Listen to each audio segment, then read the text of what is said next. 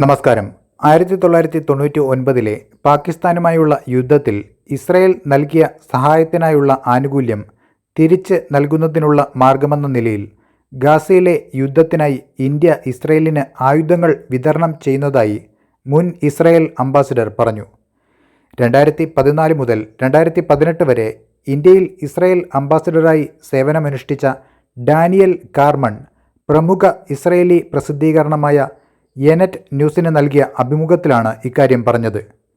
ഹമാസിനെ ഉന്മൂലനം ചെയ്യാനുള്ള ഇസ്രായേലിൻ്റെ സൈനിക നീക്കത്തിന് ഇന്ത്യ ഡ്രോണുകളും യുദ്ധോപകരണങ്ങളും വിതരണം ചെയ്യുന്നുണ്ടെന്ന റിപ്പോർട്ടുകൾക്കിടയിലാണ് അദ്ദേഹത്തിൻ്റെ അഭിപ്രായം. ഈ റിപ്പോർട്ടുകൾ ഇന്ത്യ സ്ഥിരീകരിക്കുകയോ നിഷേധിക്കുകയോ ചെയ്തിട്ടില്ല. കാർഗിൽ യുദ്ധത്തിൽ ഇസ്രായേൽ തങ്ങൾക്ക് വേണ്ടി ഉണ്ടായിരുന്നുവെന്ന് ഇന്ത്യക്കാർ എപ്പോഴും നമ്മെ ഓർമ്മിപ്പിക്കുന്നു.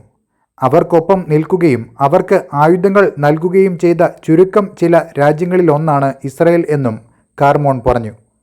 ഇന്ത്യക്കാർ ഇത് മറക്കുന്നില്ല. ഇപ്പോൾ അനുകൂലമായി അത് തിരിച്ചു വരുന്നുണ്ട് എന്നും അദ്ദേഹം പറഞ്ഞു.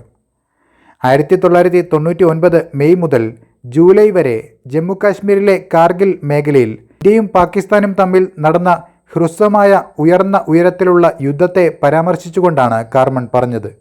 ആ കാലഘട്ടത്തിൽ കൃത്യമായ മാർഗനിർദ്ദേശമുള്ള യുദ്ധോപകരണങ്ങളും നിരീക്ഷണ ഡ്രോണുകളും ഉൾപ്പെടെ നിർണായകമായ സൈനിക സാമഗ്രികളും ഉപകരണങ്ങളും നൽകി ഇസ്രായേൽ ഇന്ത്യയെ സഹായിച്ചു എന്നും അദ്ദേഹം പറഞ്ഞു.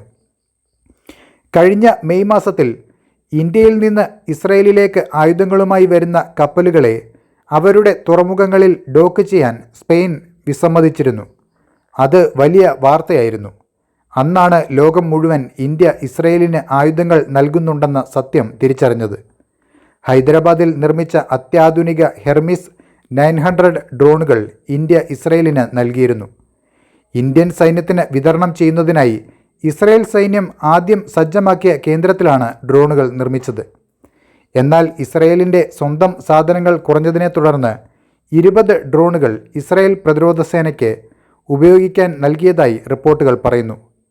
ഗാസയിലെ ഇസ്രായേലിൻ്റെ പ്രവർത്തനങ്ങൾക്കും ഇരു രാജ്യങ്ങളും തമ്മിലുള്ള ദീർഘകാല ബന്ധവും നരേന്ദ്രമോദി സർക്കാരിന് കീഴിൽ ശക്തി പ്രാപിച്ചു.